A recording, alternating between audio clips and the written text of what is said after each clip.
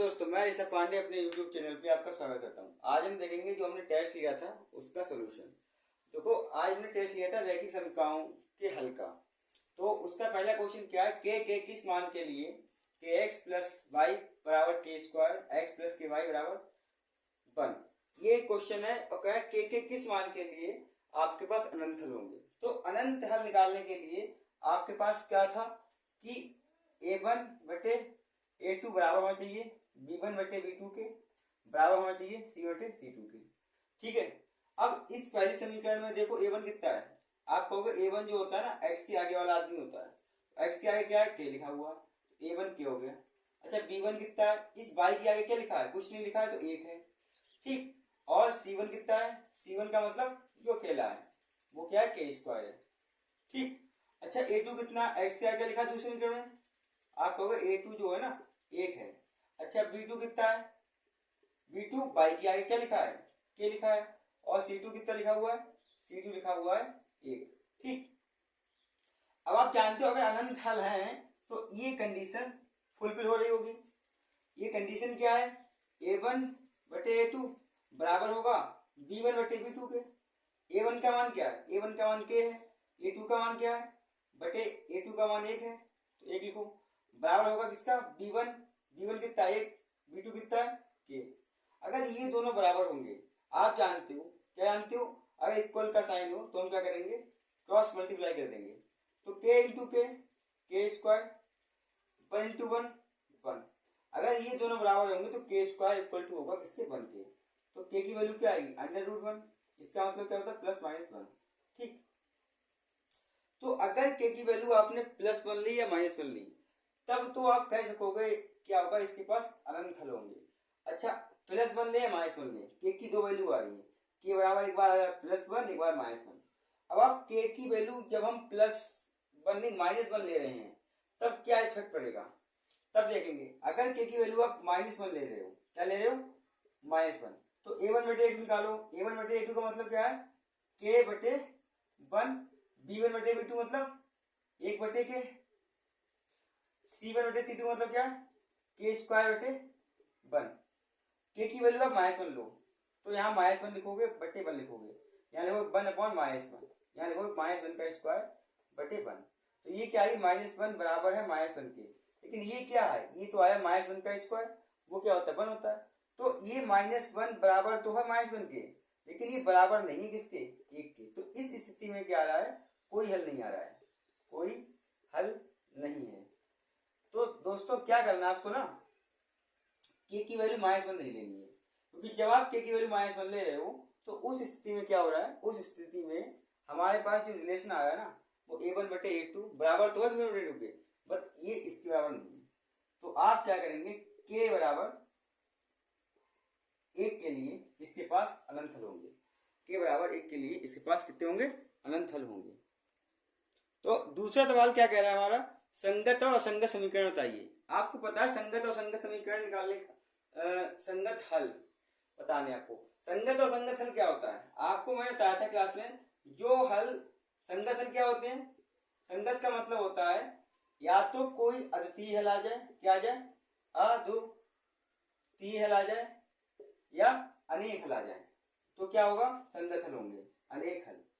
अच्छा, असंगत क्या होगा, असंगत हल में क्या करेंगे हम, उसमें अगर कोई हल नहीं है, क्या हो, ये स्थिति आ जाए कि कोई हल नहीं है, तो उस केस में क्या कहेंगे हम, उन समीकरणों के पास असंगत हल होंगे।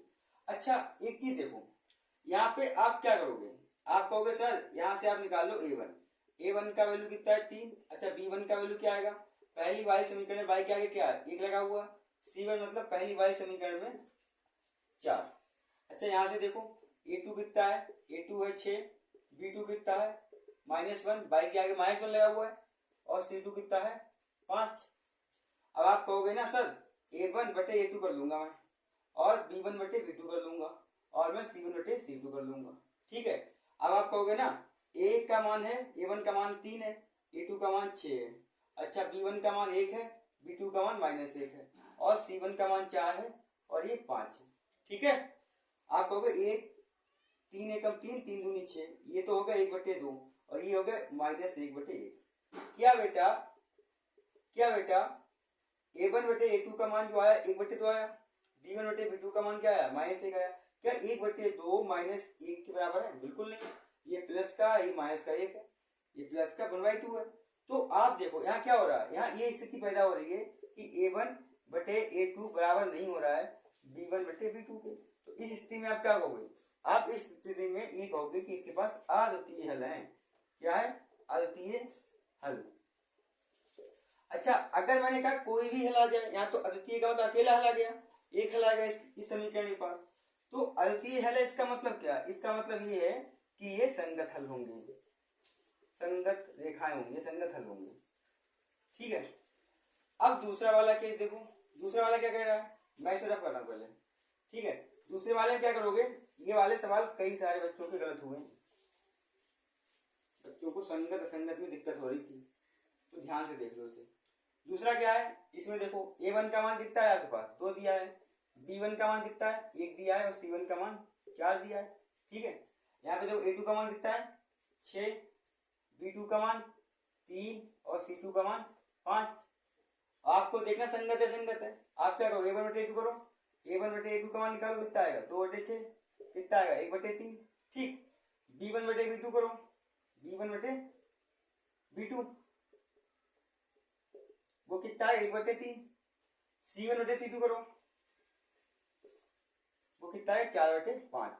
देखो दोस्तों, a1/a2 क्या आ रहा है, b1/b2 क्या, a1/a2 बराबर आ रहा है किसके, b1/b2 के। आया नहीं आया, देखो ये 1/3 आ रहा है और ये भी 1/3 आ रहा है, लेकिन जो c1/c2 है ना वो कितना आ रहा है, वो बराबर नहीं आ रहा है 1/3 के, क्योंकि इसका मान क्या 1/3 है और इसका मान क्या 4/5 है। क्या बराबर है? नहीं बराबर है। तो दोस्तों इस केस में क्या होता है, ये जो केस बनता है ना, इस केस में क्या होता है, कोई हल नहीं होता। क्या होता है? कोई हल नहीं है, कोई हल नहीं है। अब कोई हल नहीं है इसका मतलब क्या है, इसका मतलब क्या, इन सब जो ये समीकरणें बनेंगी इनके पास असंगत हल होगा, असंगत हल। ठीक है, क्या होगा, असंगत हल होगा। देखो नेक्स्ट क्वेश्चन ये कह रहा है कि आप इन दो रेखाओं का युग्मालेख खींचिए। मतलब ये साफ साफ कह रहा है आपसे क्या, ग्राफीय विधि से ये सॉल्व करो। तो ग्राफीय विधि में क्या करते हैं हम, पहले काम ये करते हैं कि जब हम पहला स्टेप लेते हैं, स्टेप पहला क्या कहता है, स्टेप 1 ये कहता है कि x बराबर 0 लो। जब आप x का मान 0 पहली समीकरण में डालोगे तो क्या आएगा, 0 माइनस वाई प्लस 2 बराबर 0। तो माइनस वाई इस 2 के लिए इधर ले जाओ -2, इसे कैंसिल कर दो, y का मान कितना आएगा 2 आएगा। दूसरा स्टेप क्या कहता है, स्टेप दूसरा ये कहता है आपके लिए कि अब आप y का मान 0 लो। जब आप इस समीकरण में y का मान 0 रखेंगे तो x माइनस 0 प्लस 2 बराबर 0। ठीक है, तो x बराबर क्या आएगा -2। ठीक, स्टेप थर्ड क्या कहता है इस केस में, स्टेप थर्ड ये कहता है अब सेकंड समीकरण लो, उसमें क्या करो x का मान 0 पुट करो। देखो इस समीकरण में x का मान जब 0 पुट करते हो तो क्या आएगा, तो ये आएगा, तो 0 माइनस वाई माइनस 4 बराबर 0, माइनस वाई बराबर क्या आएगा +4, वाई का मान क्या आएगा 4 आएगा माइनस का। ठीक है, अब स्टेप 4 क्या कहेगा, स्टेप 4 ये कहता है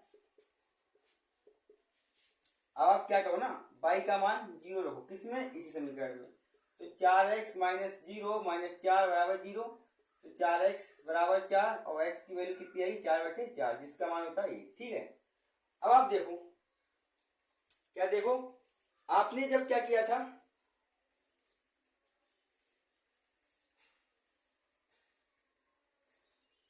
यहाँ x लो ये y लो, पहली समीकरण में आपने क्या किया था, x का मान 0 लिया, y का मान कितना निकला, y का मान निकला 2। ठीक है, अब आपने क्या किया ना, पहली समीकरण में y का मान 0 लिया, y का मान 0 लिया, x का मान कितना निकला -2। अब आपने क्या किया, सेकंड समीकरण में x का मान 0 लिया। जब आपने x का मान 0 लिया तो y का मान कितना निकला, अब आपने क्या किया, x का मान 0 लिया तो y का मान कितना निकला -4। अब सेकंड समीकरण में y का मान 0 लिया, किसका लिया -4। अब इसी में आपने क्या लिया, y का मान 0 लिया। जब आपने y का मान 0 लिया ना तो क्या आया, y का मान जब आपने 0 लिया तो x का मान आया 1। ठीक है, अब आप क्या करोगे ना, इसका ग्राफ बना लोगे। क्या करोगे, ग्राफ बना लोगे। मैं ये रफ कर रहा हूं, तो ग्राफ कैसे बनेगा, देखो क्या होता है, एक्स अक्ष है, ये वाई अक्ष है। पहला बिंदु क्या, ये पहली समीकरण थी, ये दूसरी थी ना, तो पहला बिंदु है 0,2। अब मैंने मान लिया ये 0 0 बिंदु है, ये 1 है, ये 2 है और ये 3 है। इधर क्या -1 है, इधर क्या -2 है और इधर क्या -3 है। ठीक, अब पहला बिंदु क्या है 0,2, मतलब x 0 हो रहा है। x 0 कहाँ होता है, वाई एक्स पे, 1 2 3 और 4। ठीक, इधर आएगा -1 -2 -3 और -4। तो 0,2 बिंदु कहाँ पे होगा, 0,2 बिंदु जो होगा ये वाला बिंदु कहलाएगा। इससे क्या कहोगे 0,2, ये बिंदु क्या आएगा, पहला बिंदु आएगा। दूसरा बिंदु क्या है -2,0, मतलब x को -2 लेना है और y को 0 लेना है, तो ये बिंदु जो है ना -2,0 है। अब आप क्या कहो ना, इन दोनों बिंदुओं को मिला दो, इस बिंदु के लिए और इस बिंदु के लिए। ठीक है, मिला दिया आपने। अब ये बिंदु ले लो 0,-4, मतलब x को 0 लेना है, y को -4 लेना है, तो ये बिंदु है ना जो 0,-4 है। ठीक, दूसरा बिंदु क्या है 1,0, 1,0 कहाँ होगा, ये होगा, ये वाला बिंदु जो है ना 1,0 होगा। तो इन दोनों बिंदुओं को मिला दो, ये ऐसे करके मिलाते जाओ और ये ऐसे कर करेंगे। ठीक है, इन दोनों बिंदुओं को कट कर लिया। अब आप देखो ये बिंदु है ना, यहां से यहां तक की दूरी कितनी है, 1 पॉइंट ये चला, 2 पॉइंट ये चला, 3 पॉइंट ये चला। तो ये त्रिभुज बनाना ऊपर वाला, ये आपके लिए इसका क्षेत्रफल ज्ञात करना है। आप इसका क्षेत्रफल कैसे ज्ञात कर पाओगे, आप इसका क्षेत्रफल जब ज्ञात कर पाओगे जब आपके लिए ये बताओ ये बिंदु कौन सा है। अच्छा, ये बिंदु कैसे पता लगेगा, ये बिंदु अगर पता लगाना ना तो आप क्या करोगे ना, स्केल से 1 सेंटीमीटर 2 सेंटीमीटर 3 सेंटीमीटर इस टाइप से ड्रॉ करोगे। और अगर नहीं कर पा रहे तो आप क्या करो, एक्चुअली एक काम करो, x - y + 2 = 0। ठीक है, x का मान निकालो, यहाँ से क्या आएगा y - 2 और ये मान इस वाले समीकरण में पुट कर दो। 4 x का मान कितना है, y - 2 - y - 4 = 0। तो 4y - 8 - y - 4 = 0। तो ये कितना बचेगा 3y और ये -4 -4 12 है। y का मान कितना आएगा 4 3 12 3 4 12, y का मान 4 आएगा। x का मान कितना आएगा y - 2 मतलब 4 - 2 मतलब 2 आएगा। ठीक है, तो ये बिंदु जो आएंगे ना यहाँ पे 4 होगा, ये 4 है, इस बिंदु को ये कट करेगा। इधर क्या होगा 2 बिंदु होगा, ये बिंदु है 2,4। देखो आपको क्या करना ना, ये त्रिभुज उठाना, ये त्रिभुज यहाँ से यहाँ तक का। देखो त्रिभुज का क्षेत्रफल क्या होता है, इसी त्रिभुज का क्षेत्रफल जो होता है ना, त्रिभुज का क्षेत्रफल जो होता है ना, पता क्या होता है 1/2 आधार और गुणा ऊंचाई। तो इसका आधार कितना है, आप कहोगे यहाँ से यहाँ तक का आधार है, तो कितनी यूनिट चलाइए, 1 यूनिट ये चला, 2 यूनिट 3 यूनिट, तो 1/2 आधार कितना है 3 यूनिट है। अच्छा, ऊंचाई कितनी, कितना ऊंचा उठा है ये यहाँ से यहाँ तक गया है, कितनी ऊंचाई है 4 ऊंचाई है। देखो 1 ऊंचाई 2 ऊंचाई 3, यहाँ 3 था यहाँ 4 था, तो इसकी हाइट कितनी 4 है। तो 2 दूनी 4, तो इसका क्षेत्रफल क्या हुआ 3 दूनी 6। अगर मीटर में दिया है तो मीटर स्क्वायर कर दो, क्षेत्रफल हमेशा स्क्वायर में आता है। ठीक है, क्या कर दो मीटर स्क्वायर कर दो, तो 3 दूनी 6, तो यहाँ पे क्या आएगा 6 आएगा। ठीक है, यहाँ लिखो 6। तो ये सवाल। देखो चौथा सवाल क्या कह रहा है, आपके दो समीकरण दिए, आपको ग्राफीय विधि से हल करना है। बहुत सिंपल है, इसका हल कैसे करोगे आप क्या करोगे ना, समीकरण उठाई आपने और स्टेप 1 लगाया। स्टेप 1 क्या कहता है आपका, आप क्या करो x का 0 लो। जब x को 0 लोगे इसमें 2 × 0 + y = 8, y का मान कितना आएगा 8 आएगा। ठीक है, स्टेप सेकंड क्या कहता है आपका, स्टेप सेकंड ये कहता है y को 0 लो। अब इसी में y को 0 लो, तो 2 × x + y को 0 लिए = 8, तो x का वैल्यू क्या आएगी, x की वैल्यू आएगी 4। स्टेप थर्ड क्या कहता है आपका, ठीक, स्टेप थर्ड क्या कहता है, अब आप क्या करो ना, x = 0 समीकरण दूसरी में लो। समीकरण दूसरी क्या आई है, तो x का मान 0 रखो यहाँ पे, 3 × 0 + y = 6, तो y की वैल्यू कितनी आएगी 6 आएगी। अच्छा, स्टेप थर्ड हो गया। स्टेप फोर्थ क्या कहता है, स्टेप फोर्थ ये कहता है आप क्या करो ना, y को 0 लो। किस समीकरण में? इस समीकरण में। समीकरण क्या है? 3 गुणा x प्लस y का मान 0 रखो, यहाँ पे y का मान 0 रखा, बराबर 6 आया। तो x का मान कितना आएगा? 6/3 आएगा, मतलब 2 आएगा। ठीक है। अच्छा आप एक काम करो, टेबल बनाओ। टेबल क्या ये है, ये x है, ये y है। आपने समीकरण 1 में जब x का मान 0 लिया तो y का मान कितना निकला? 8 निकला। अच्छा समीकरण 1 में ही ये y का मान क्या लिया? 0 लिया, तो x का मान कितना निकला? 4 निकला। अब समीकरण दूसरी में जब x का मान 0 लिया, क्या लिया? x का मान 0 लिया, y का मान 6 निकला। अब समीकरण दूसरी में जब y का मान 0 लिया, x का मान कितना निकला? 2 निकला। अब आप क्या करेंगे ना, इससे ग्राफ ड्रॉ करेंगे। कैसे करेंगे? देखो मैं ये रफ कर रहा हूँ, तो कैसे करेंगे? तो ये क्या है? x अक्ष, और ये क्या? y अक्ष है ना। ठीक है। आप कहोगे ना x अक्ष 4 तक जा रही है, तो 1 2 3 4 5 6, ठीक, कोई बात नहीं।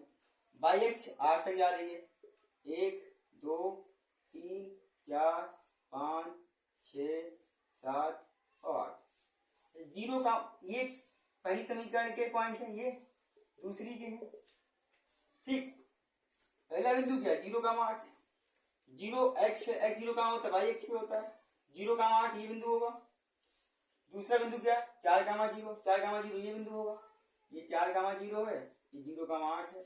इन दोनों बिंदुओं को आप मिला दो। क्या कर दो? मिला दो। ठीक, अब दूसरा बिंदु क्या है? 0 का 6। 0 का 6 कहाँ होगा? 0 x है, x कहाँ 0 होता है? यहाँ 0 होता है। और 6 ये है, तो 0 का 6 बिंदु ये किससे मिलेगा? 2 का 0 से। 2 का 0 ये है। ठीक, आप क्या करो? इससे मिला दो।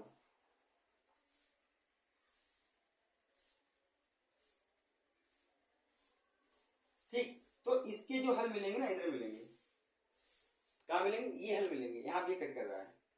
ठीक, तो आपके लिए ग्राफिकल मेथड से इस टाइप से इस सवाल को हल करना है। अब हम अपना नेक्स्ट सवाल देखते हैं क्या है।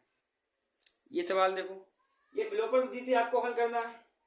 हमने अपने छात्रों को बताया, क्या बताया कि अगर विलोपन विधि आए तो क्या करना है? आपको ये देखना है कि यहाँ पे x का कोफिशिएंट कितना है। आप कहोगे 1 है।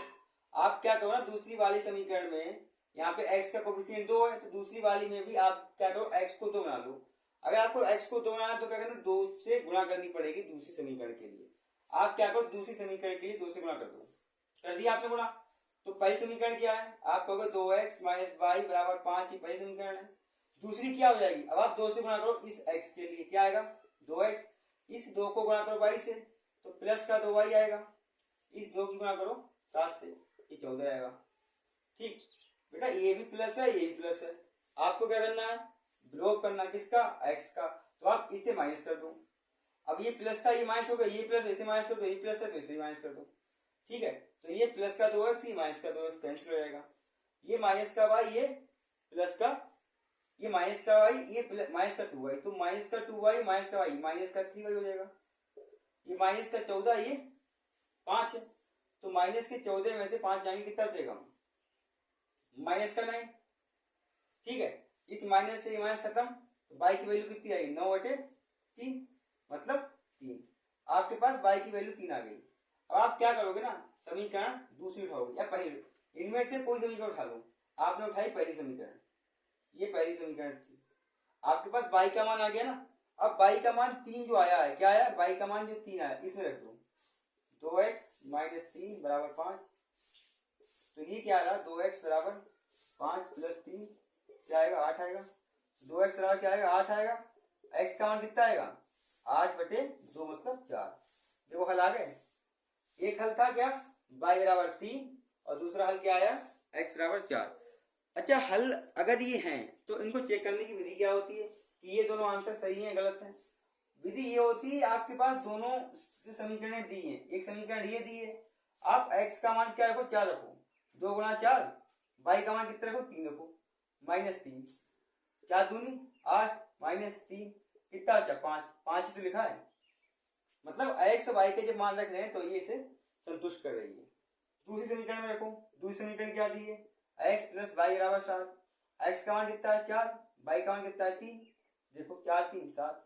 तो इस केस में देखो क्या हो रहा है, इसमें भी ये दोनों समीकरण उसको संतुष्ट कर रही हैं। तो मुझे आशा है कि आपने ये सवाल जो है अपने आप स्वयं से किए होंगे और आपको समझ में आए होंगे। धन्यवाद।